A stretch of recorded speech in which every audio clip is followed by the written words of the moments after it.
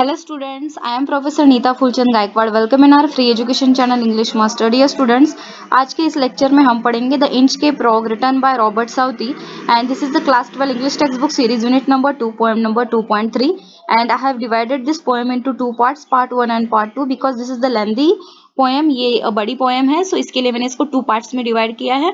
सो कम time में हम इसको अच्छी तरह से एक्सप्लेन करके पढ़ेंगे। सो चलिए शुरुआत कर देते हैं।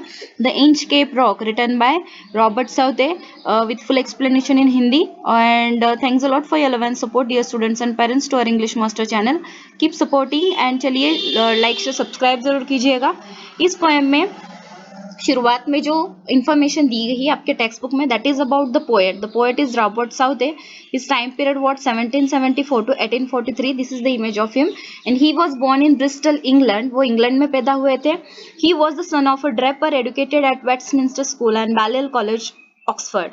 He was a poet laureate of England from 1813 to 1843 and some of his short poems like जो उन्होंने poems लिखे थे that scholar, the battle of Blenheim, Bishop Hatto, the Inchcape Rock etc. are very popular with the school children. ये सारी popular poems है जो उन्होंने लिखी थी। and the Inchcape Rock जो आज हम जो poem पढ़ने वाले हैं this is a ballad. okay, the Inchcape Rock is a ballad. Ballad means what? A poem with a long story. okay, or a poem which describe the story. जो story बताती है पोएम थ्रू हम story पढ़ेंगे सो उसको बलाड कहते हैं। It is the story of the 14th century attempt by the Abbot of Aberbrothok to install a warning bell on Inchcape. समुंदर में जो इंचकेप नाम का पत्थर था वहां पर जो एबरब्रोथोक थे तो उन्होंने क्या किया था, वो बेल जो इंस्टॉल किया था वहां पर वार्निंग बेल लगाया था।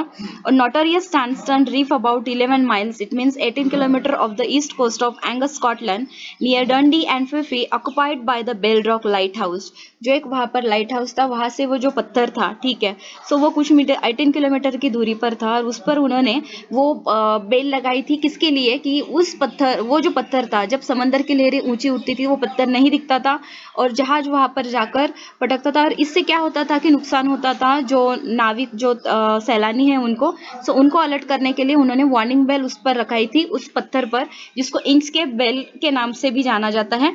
And Southey was inspired by the legendary story of a pirate who removed the bell on the Inchcape Rock placed by the abbot of Aberbrothok. जो ये एबरब्रोथोक थे इन्होंने जो इंचकेप बेल इंस्टॉल किया था इंचकेप पत्थर पर, तो उस बेल को जो एक पिरेट मींस व्हाट कि समंदर के जो डाकू थे तो उसने काट दिया था। तो इसके बारे में यह स्टोरी है। This is the poem about it and the poem gives us a message that those who do wrong things will meet with due punishment. कि जो लोग बुरी चीजें करते हैं सो उनको उसकी सजा भुगतनी पड़ती है। सो ये message through out this poem हमें मिलता है। चलिए शुरुआत कर देते हैं। Stanza 1.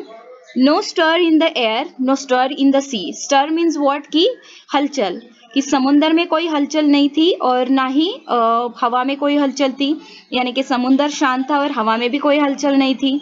The ship was as still as she could be. Still का मतलब होता है कि एक जगह पर खड़े रहना, यानी कि as it is होना। इसकी वजह से समुंदर शांत था और हवा में कोई हलचल नहीं थी, इसलिए जहाज भी एक जगह पर खड़ा था। Her sails from heaven received the motion. Her keel was steady in the ocean. कील यानी कि जो जहाज के निचले हिस्से में एक लकड़ी का टुकड़ा होता है या फिर एक धातु का जो हिस्सा होता है जो जहाज को सपोर्ट करता है। सो इस यहाँ पर यह बताया गया है कि her sails from heaven received the motion. जहाज की पाल हवा से जोर नहीं पकड़ रही थी और एक जगह पर खड़ी थी और इसकी कील जो एक धातु या लकड़ी का टुकड़ा है जो जहाज की पूरी संरचना को समर्थन यानी कि सपोर्ट देता है, वह भी समुद्र में एक जगह पर खड़ा था। स्टीडी यानी एक जगह पर खड़े होना, ओशन यानी समंदर। No stir in the air, no stir in the sea. The ship was as still as she could be.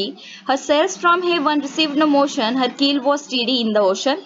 यानी कि समुद्र और हवा में कोई हलचल न होने के कारण जहाज एक जगह पर ही खड़ा था। उसकी पाल को भी हवा से जोर नहीं मिल रहा था, इसलिए वो आगे नहीं बढ़ रहा था और कील की मदद से वो समुद्र में एक ही जगह पर खड़ा हुआ था।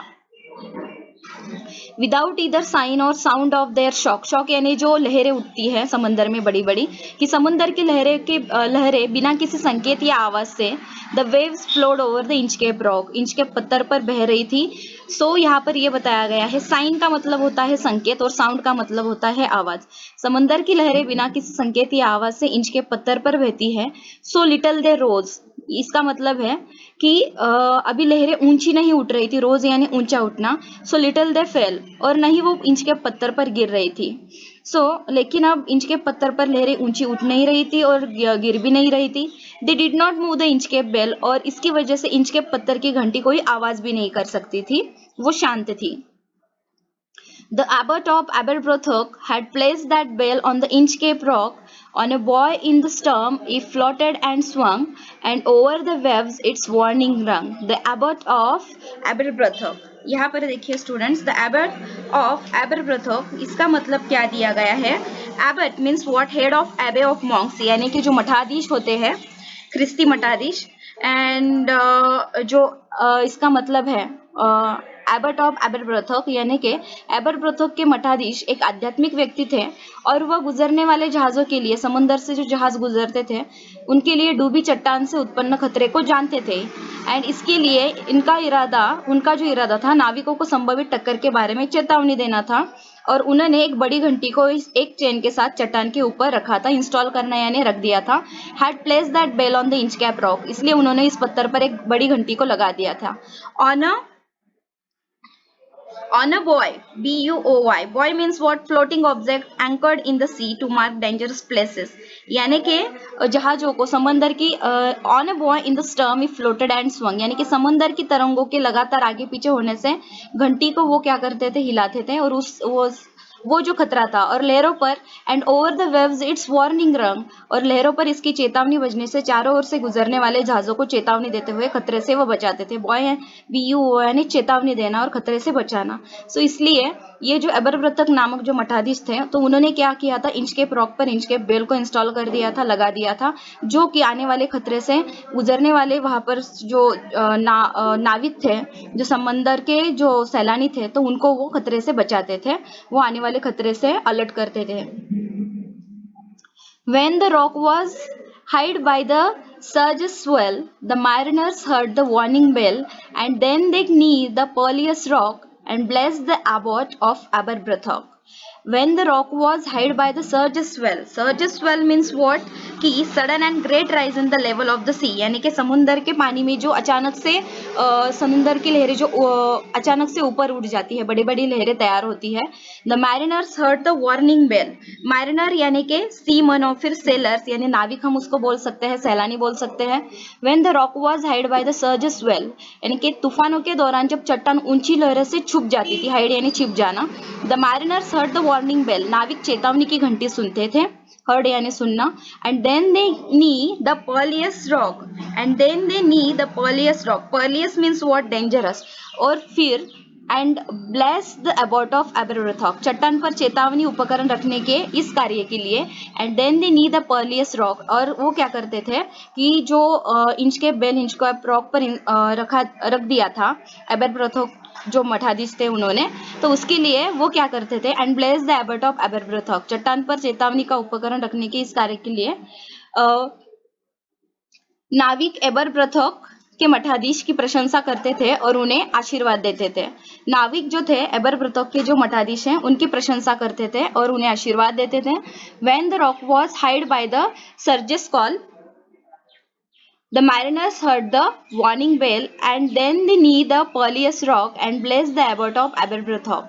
तो यहाँ पर ये बताया गया है कि जो तूफानों के दौरान जब चट्टानें ऊंची लहरों से छिप जाती थी, तो नाविक चेतावनी की घंटी सुनते थे, और चट्टान पर चेतावनी के जो उपकरण उन्होंने रखा था, यानी जो चेतावनी की बेल उन्होंने लगाई थी, इंचकेप रॉक पर इंचकेप बेल, तो इस कार्य के लिए नाविक एबरब्रथॉक के मठाधीश की प्रशंसा करते थे और उन्हें आशीर्वाद देते थे। The sun in heaven was shining gay, all things were joyful on that day. The seabirds screamed as they wheeled around, and there was joyance in their sound. So यहाँ पर क्या है? The sun in heaven was shining gay. सूरज जो है आकाश में तेजस्वी रूप से चमक रहा था। All things were joyful on that day. और सब कुछ इतना हर्षित लग रहा था। The seabirds screamed as they wheeled around. और जो समुद्र के जो पंछी है, समुद्री पक्षी समुद्र में घूम रहे थे, और and they were there was joyance in their sound. और अपनी खुशी का इजहार करने के लिए वो चिल्ला रहे थे और उनकी आवाज में बहुत खुशी थी। The buoy of the Inchcape Bell was seen, a darker speck on the ocean green. Sir Ralph the rover walked his deck and he fixed his eye on the darker speck. और Inchcape घंटी दूर से हरे रंग के महासागर में काले धब्बे के रूप में स्पष्ट रूप से दिखाई नहीं दे रही थी, इसलिए जो एक समुद्री डाकू था, सर राल्फ द रोवर, एक समुद्री डाकू सर राल्फ द रोवर अपने जहाज के डेक पर खड़ा था और इंचकेप घंटी को वो ध्यान से देख रहा था. He felt the cheering power of spring. Sir Ralph the rover मौसम की वजह से बहुत खुश था. It made him whistle, it made him sing. और whistle यानी सीटी बजाना, और खुशी से वो सीटी बजा रहा था और गाना गा रहा था. Sing यानी गाना गाना. His heart was mirthful to excess. और उसका दिल खुशी से झूम रहा था. But the rover's mirth was wickedness. But the rover's mirth was wickedness. लेकिन उसके दिल में मक्कारी भी दिख रही थी. Wickedness means what? कि मक्कारी दिखना. His eyes was on the Inchcape float. Quoth he, my men, put out the boat and row me to the Inchcape Rock, and I will plow the Abbot of Aberbrothok. कप्तान के उस शैतानी दिमाग के अंदर एक बुरी योजना आ गई थी और इसलिए उसने अपने आदमियों को जहाज से एक नाव निकालने के लिए कहा. Quoth he, my men, put out the boat. उसने अपने आदमियों से कहा कि जहाज नाव से निकालो, और इंचकेप पत्थर की तरफ वो निकल गया क्योंकि जो अबेरब्रथोक के अच्छे काम को नष्ट करने के लिए वो इंचकेप की घंटी को काटना चाहता था. So this is the part 1 जो हमने आज पढ़ा स्टूडेंट्स. तो जल्दी ही मिलते हैं पार्ट 2 में. तब तक के लिए take care of yourself, family, friends. Thank you so much and bye bye.